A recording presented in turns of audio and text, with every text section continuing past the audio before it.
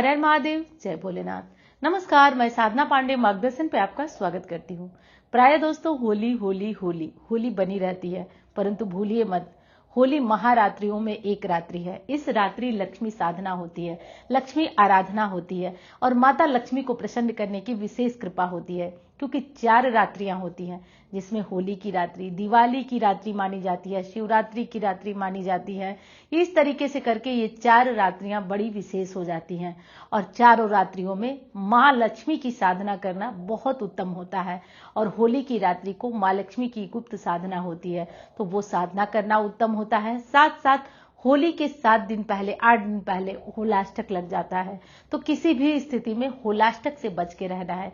प्रायः हमारी बहनें भाई कुछ लोग गलतियां कर देते हैं, जैसे कि मैं बता रही हूं, लगातार 2 सालों का मेरा एक्सपीरियंस जो मैं आज आपको रखने आ रही हूं, आज आपको बताने आ रही हूं। और बहुत पहले वीडियो बनाने का एक ही उद्देश्य है कि आप इस चीज को समझें। हमारी बहनें जो कि होलाष्टक में भूलवश बच्चों का एडमिशन करा देती हैं, कोई नया कार्य कर देती हैं, विश्वास मानिए बहुत उस कार्य का बुरा नतीजा निकलता है। होलाष्टक होता क्या है?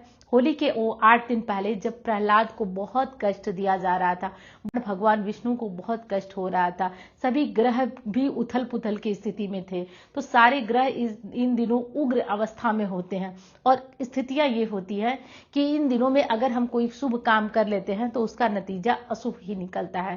तो इस स्थिति में कोई शुभ कार्य आपको नहीं करना है। जैसे कि होली का समय चल रहा है, नए कपड़े, नए चीजें खरीदना, तो ये खरीद सकते हैं, लेकिन इन दिनों बहुत सारे तंत्र मंत्र का प्रयोग भी किया जाता है। तो इन दिनों अगर कहीं आप जा रहे हैं, आ रहे हैं, तो सोच समझ के जाइए। आइए, नीचे पैरों में ध्यान दीजिए कि कोई तंत्र मंत्र वाली चीज तो नहीं फेंकी गई है।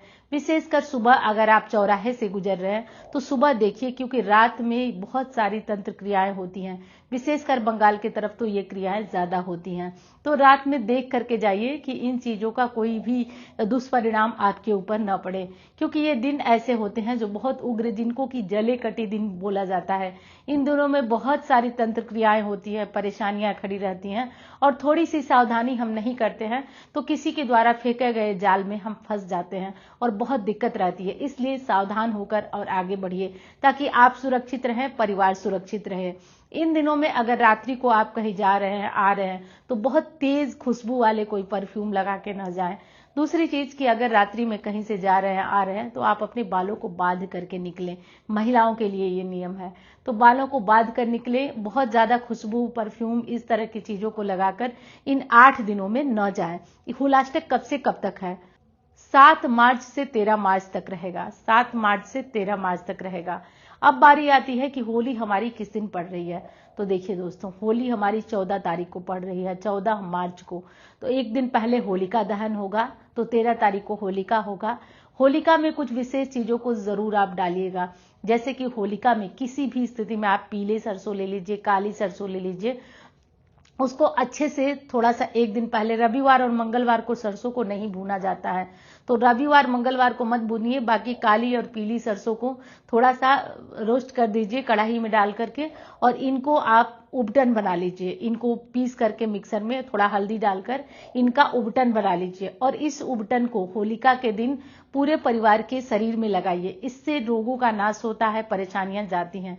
और इस उबटन से जो मैल निकलती है, मतलब उसको क्या करिए कि उबटन को लगाकर हाथों में, पैरों में, और उस उबटन को लगाकर और इसको छुड़ा दीजिए। तो छुड़ाएंगे तो मैल के साथ वो निकलेगा। और थोड़ा सरसों का तेल भी लगाइएगा, ये जरूरी होता है करना। तो ये होलिका के दिन लगाकर और होलिका की राख में, होलिका की आग में डाल दीजिएगा। होलिका की आग में एक नारियल भी डाला जाता है, तो होलिका की आग में एक नारियल डालिएगा। और होली की रात्रि, होलिका की रात्रि, होली की रात्रि तो नहीं, होलिका की रात्रि को माँ लक्ष्मी की साधना भी होती है, तो वो मैं आगे की वीडियो में बताऊंगी। और हाँ, आपको वीडियो पसंद आ रही है तो लाइक करना भूलिएगा मत। चैनल को सब्सक्राइब नहीं किया आपने तो जरूर कर लीजिएगा, मेरा भी हौसला वर्धन होता रहेगा। तो अब बात कर लेते हैं कि आप होलिका की तैयारी, होलिका के दिन कुछ और नियम होते हैं, अपने अपने जगह के अनुसार अपने अपने नियम होते हैं। कहीं कहीं पे होलिका के दिन कढ़ी पकौड़े बनते हैं, कहीं कहीं पे पूड़ियां बनती है, कहीं कहीं पे मिठाइयां बनती हैं। तो अलग अलग नियम होते हैं, जिस नियम का आप पालन करना चाहें वो करिए। एक चीज, एक नियम है जिसका कि पालन सबको करना अनिवार्य है।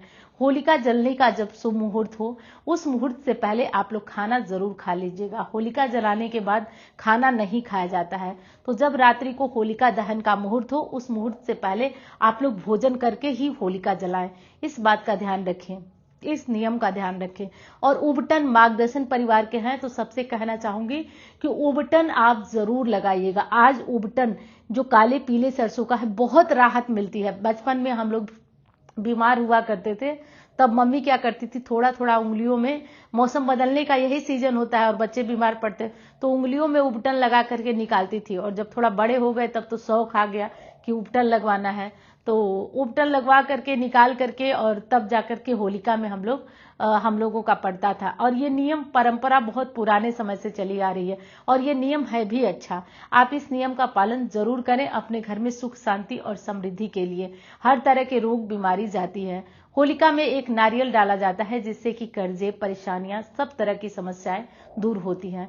तो एक नारियल डालिए और होलाष्टक का विशेष ध्यान दीजिए। मेरे वीडियो बनाने का एक ही उद्देश्य है कि होलाष्टक का ध्यान रखिए। कोई भी नया और विशेष कार्य आप इस कार्य में न करिए, क्योंकि निश्चित तौर पे 100% इसका परिणाम घातक ही होता है। तो नए कपड़े वगैरह लेना है तो होली है, ले सकते हैं, इसमें कोई दो राय नहीं है, बिल्कुल आप ले सकते हैं। लेकिन इन दिनों इन चीजों का विशेष ध्यान रखिएगा। बाकी होली है, आप मजे में होली खेलिए, आनंदित रहिए। होली 14 तारीख को है, इस बात का ध्यान रखिए। कुछ लोग 15 तारीख को भी होली का पर्व मनाएंगे, तो बाकी काशी वगैरह में तो 14 तारीख को ही होली का पर्व मनाया जा रहा है। तो इस विशेष बात का ध्यान रखिए।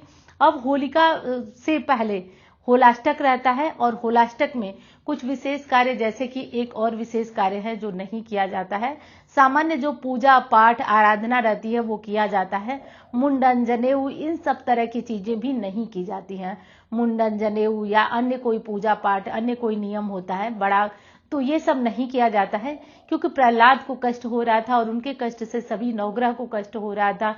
क्योंकि भगवान विष्णु स्वयं कष्ट में थे, क्योंकि उनके परम प्रिय जो भक्त था प्रहलाद, उसको उसके पिता द्वारा बहुत कष्ट दिया जा रहा था। हिरण्यकश्यपु को ये था कि वो मुझे भगवान माने, और पूरी प्रजा हिरण्यकश्यपु को भगवान मानती भी थी। केवल और केवल उनका पुत्र ही भगवान विष्णु को भगवान मानता था, उनको भगवान मानने से इनकार करता था, और इसलिए ही उन्हें बहुत गुस्सा आता था और बहुत कष्ट, बहुत यातनाएं प्रहलाद को मिला करती थी। इस कारण प्रहलाद बहुत दुखी रहते थे, बहुत परेशान रहते थे और बहुत परेशान रहा करते थे। और बहुत परेशान होकर के यहाँ तक कि उनको पर्वत से गिराया गया, उनको नदी में डाला गया, गर्म तेल में बैठाया गया, और अंत में तो आप लोग भी जानते हैं कि वो अपनी बहन होलिका को आग्नि में भी जलने को कहे। खैर, भगवान विष्णु की जिस पे कृपा हो वो कैसे जल सकता है, वो तो बचेगा ही बचेगा। तो होली बहुत बहुत मुबारक हो आप लोगों को, बहुत पहले ही बधाई दे रही हूँ। बाकी तो वीडियोस वगैरह जाएंगी तो आप लोगों को जानकारियां मिलती रहेंगी। चलिए अब मैं मिलती हूँ आप लोगों से किसी अन्य वीडियो में। धन्यवाद।